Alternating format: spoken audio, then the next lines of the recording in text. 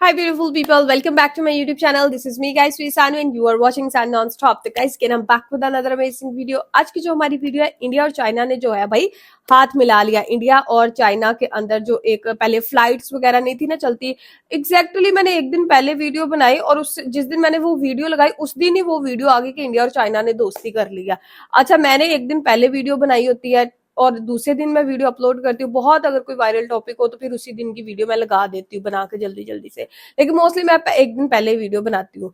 तो क्या हुआ कि वो जो है ना, मैंने वीडियो बनाई, there is no flight between India and China, और साथ ही लोग कमेंट करना स्टार्ट हो गए, भाई उनके अंदर दोस्ती हो गई है, अब चाइना ने अपनी जो है मिलिट्री पीछे ले ली है, ठीक है, वहां पर जो है वो ट्रेड वगैरह ये वो सब कुछ जो है वो दोस्तियां हो गई हैं, चालू हो गया वहां पे सारा कुछ। तो मुझे नहीं था पता, बहुत अच्छी बात है।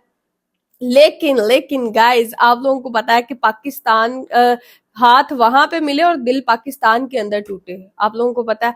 और पाकिस्तान कभी नहीं था चाहता कि चाइना और इंडिया के अंदर जो है वो तल्लुकात बेहतर हो, बिकॉज पाकिस्तान को चाइना का सहारा था।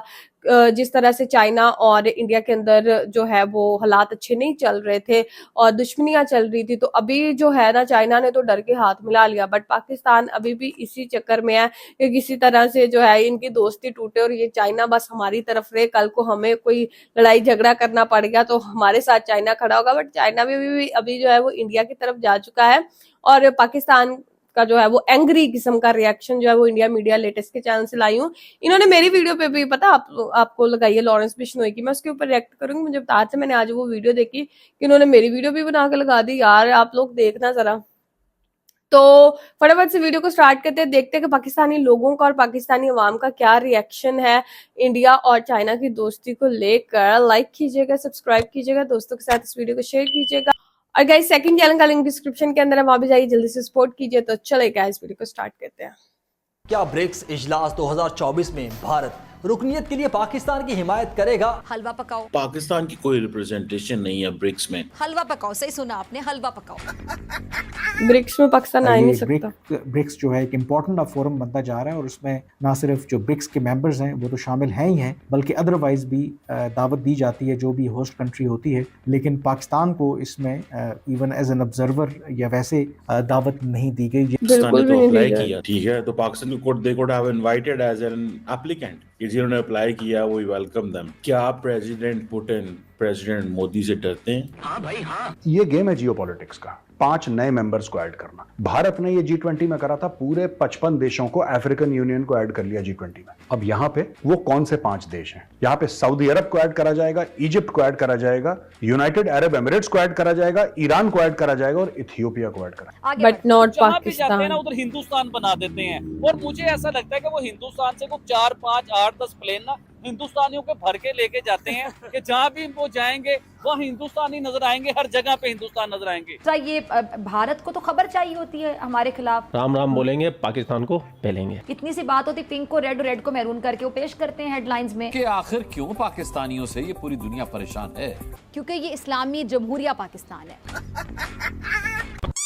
देखें वो एयरपोर्ट पे उतरते हैं तो एयरपोर्ट पे भी आपको ऐसा लगता है कि हिंदुस्तान बन गया है, क्योंकि हर जगह पे आपको हिंदुस्तानी नजर आ रहे होंगे। एयरपोर्ट से बाहर आते हैं तो आप देखते हैं कि उधर खवातीन जो हैं उन्होंने हिंदुस्तानी ड्रेस पहने हुए हैं, हिंदुस्तानी कल्चर के बीच में उन्हें वेलकम कर रहे हैं। चाइना ब्रिक्स की बात क्यों करेगा? क्योंकि चाइनीज का गला सूख रखा है आजकल, इकोनॉमी बहुत बुरे हाल में है चाइना के। जब तक आप खजूर का, भारत उल्टा चाइना के ऊपर प्रेशर डाल रहा है। अगर तुम चाहते हो कोऑपरेशन तो ये तुमने जो ड्रामा कर रखा है लाइन ऑफ एक्चुअल कंट्रोल में खत्म करो इसको भाई, वरना हमारी फौजें भी खड़ी हुई हैं। कमजोर मत समझना, ये 2024 का भारत है, मुंह खोलोगे ठोक देंगे। दिल थाम के बैठ जाए, क्योंकि भारत ने फिर से जो है अपना कार्ड प्ले कर दिया है। जी बिल्कुल, हम बात कर रहे हैं आज ब्रिक्स समिट के अंदर होने वाली मुलाकात की, जिसके ऊपर अमेरिका, जापान, पाकिस्तान, दुनिया भर की लीडरशिप की नजरें थी कि क्या शी जिनपिंग और मोदी साहब की क्या मुलाकात होगी, क्या रशिया सक्सेसफुल हो जाएगा जो रशिया चाहता था कि वो अमेरिका को प्रेशराइज करे, वेस्ट को एक सीक्रेटली मैसेज दे कि आप जितने भी सैंक्शन 15,000 16,000 के करीब सैंक्शन अगर आप रशिया पे लगाते हो तो रशिया स्मार्टली जो है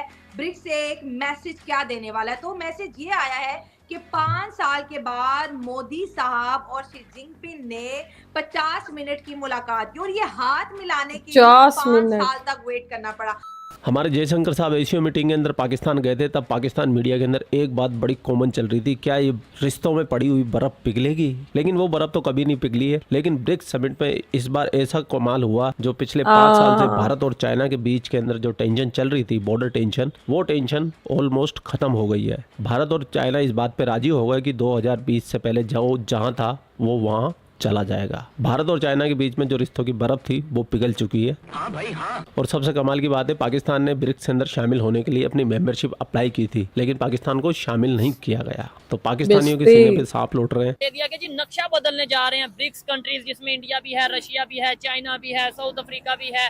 कैसे नक्शा बदलने जा रहे हैं? जो साहब ब्रिक्स की जो मेंबर्स हैं, ये बड़े सॉलिड, बड़े मजबूत और दुनिया के पावरफुल कंट्रीज हैं। ये आम कंट्री नहीं है। उसमें रशिया ले लीजिए, उसमें हिंदुस्तान ले लीजिए, उसमें चाइना ले लीजिए, उसमें और भी मुल्क हैं, ब्राजील है और अफ्रीका भी है उसके बीच में। तो ये बड़े पावरफुल स्ट्रॉन्ग मुल्क हैं। ये उस तरह की मीटिंग नहीं है जिस तरह की एससीओ की मीटिंग पाकिस्तान में हुई और पाकिस्तान उस मीटिंग से कोई उन लोगों से फायदा नहीं उठा सका। लेकिन ये दुनिया का नक्शा किस तरह चेंज करने जा रहे हैं, इसकी डेफिनेशन मैं आपको बताऊंगा। देखें, अमेरिका दुनिया का पावरफुल जो है, दुनिया का सुपर पावर बने फिर रहा है, पूरी दुनिया के नक्शे चेंज करवा रहे। नक्शा बदला उसने, लेकिन उसने नक्शा किस तरीके से बदला?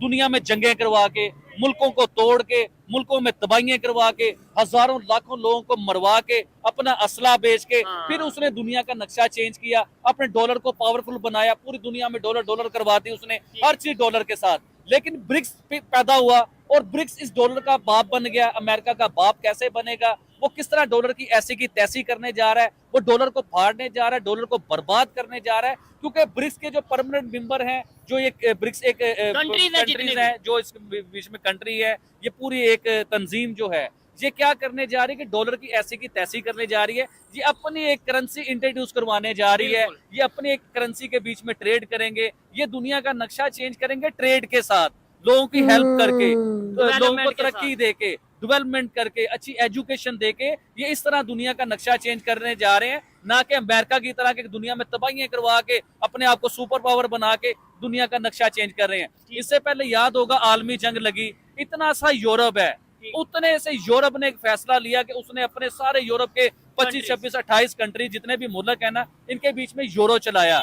अब आप रशिया की तरफ आए, पूरा यूरोप एक तरफ और रशिया एक तरफ, उससे बड़ा नहीं है यूरोप। मेरे ख्याल से, मुझे ये लगता है कि रशिया से बड़ा यूरोप नहीं है, हिंदुस्तान से बड़ा यूरोप नहीं है, चाइना से बड़ा यूरोप नहीं है। लेकिन यूरोप डॉलर की ऐसी की तैसी कर सकता है कि उसने अपना यूरो चलाया, डॉलर नहीं चलाया अपनी कंट्री के बीच में। ये सब कंट्रीज जब मिलकर करेंगे तो फिर तो अगर ये वाकई में अपनी करेंसी बना लेते हैं, तो मैं ये समझता हूँ कि वाकई दुनिया में डॉलर की वैल्यू, जो हर चीज ट्रेड इंटरनेशनल यानी करेंसी ही डॉलर है, हर चीज जो सी है वो ट्रेड हो रही है डॉलर के अंदर, तो फिर तो वर्थ खत्म हो जाएगी। बहुत से कंट्रीज हैं, इवन आपने तो बोला ना 5 जो से परमानेंट मेंबर हैं, जाहिर बात है 5 परमानेंट मेंबर हैं ब्रिक्स के, लेकिन जब ट्रेड अगर ब्रिक्स की करेंसी में होगी तो जो ऑब्जर्विंग मेंबर होंगे या जो इस ब्लॉक का हिस्सा होंगे वो सब फिर इसी में ट्रेड करेंगे। इंडियन करेंसी जो है ना, मुझे तो लगता है कि ब्रिक्स की आने वाली जो करेंसी है वो इंडियन करेंसी ना बन जाए। और इससे मैं शॉर्ट या मैं परेशान या मेरे लिए कोई नई बात नहीं होगी, इसकी डेफिनेशन भी बताते हैं कि किस तरह मैंने ये बात कर दी कि ब्रिक्स की जो है इसकी करेंसी बनेगी वो इंडियन रुपए की करेंसी बनेगी। किस तरह बनेगी?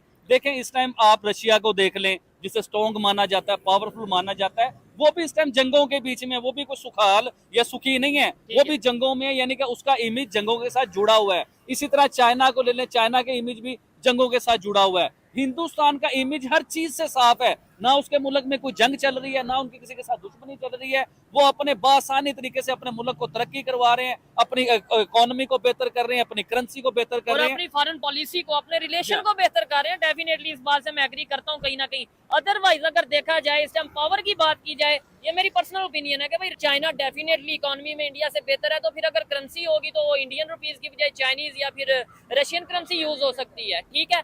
लेकिन यहाँ पे मैं ये कहना चाहूंगा, आबिद भाई आप क्या समझते हैं कि इंडिया के प्राइम मिनिस्टर का जिस तरीके से वेलकम किया गया? मैं वेलकम की बात बाद में करूंगा, सबसे पहले करेंसी की बात के ऊपर आइए। हिंदुस्तान का अभी भी काफी ऐसे मुल्क है जिसमें हिंदुस्तानी रुपीस के साथ उनकी ट्रेड हो रही है। ब्रिक्स में पाकिस्तान ने भी ऑफ कोर्स ख्वाहिश का इजहार किया अपना इसमें शामिल होने के लिए, और पाकिस्तान ने कुछ अर्सा पहले ही बाकायदा तौर पर इसमें मेंबरशिप हासिल करने के लिए बाकायदा तौर पर दरख्वास्त दी थी। उसके हवाले से पहले ये खबरें भी आती रही, क्योंकि ये रूस में समिट हो रही है, तो क्या रूस में जो समिट हो रहा है तो उसमें पाकिस्तान की रुकनीत के हवाले से फ़ैसला होगा। इसके हवाले से मेरे पास ऑब्वियसली आपके लिए एक्सक्लूसिव इन्फॉर्मेशन और ख़बर है। अगर आप देखें ब्रिक्स के हवाले से तो जो पाकिस्तान है वो ऑफ कोर्स इसका हिस्सा बनना चाहता है, और इसलिए जब इसकी पिछले साल भी एक्सपेंशन शुरू हुई, कई नए ममालिक शामिल हुए, तो फिर पाकिस्तान ने इसमें दरख्वास्त दी। फ़ैसले इसमें कंसेंसस के साथ किए जाते हैं, यानी कि जो एग्जिस्टिंग मेंबर्स हैं तमाम के दरमियान इत्तेफाक राय होना चाहिए, तभी जो इसकी रुकनीत है कोई मुल्क हासिल कर सकता है। जो रूस जब इसकी नुमाइंदगी ऑफ कोर्स जब उसके पास सदारत है उसकी मेज़बानी कर रहा है, और अगर आप देखें कि रूस के डिप्टी प्राइम मिनिस्टर और फिर उसके बाद उनके जो प्राइम मिनिस्टर्स हैं उन्होंने विज़िट किया, और उसमें उन्होंने इसी ख्वाहिश का इज़हार किया, रादर पाकिस्तान की जो मेंबरशिप की कोशिश है उसको उन्होंने इंडोर्स किया और सपोर्ट किया, और कहा कि वो चाहते हैं कि पाकिस्तान इसका हिस्सा बने। चीन पहले ही पाकिस्तान को सपोर्ट करता है कि पाकिस्तान इसका हिस्सा बने। तो रूस की हिमायत के बाद ये समझा जा रहा था कि शायद जो काज़ान में ये समिट हो रहा है तो इस मौके के ऊपर पाकिस्तान के बारे में कोई फैसला होगा। लेकिन जो मेरी पाकिस्तान के सिफारती ज़राए से बात पाकिस्तान को हुई कोई है, पूछ भी नहीं तो रहा। कम से कम इस समिट में पाकिस्तान को या इसकी रुकनीत मिलने का कोई इम्कान नहीं है, ना ही जो पाकिस्तान की रुकनीत है या किसी और मुल्क की इस वक्त एजेंडे में शामिल है।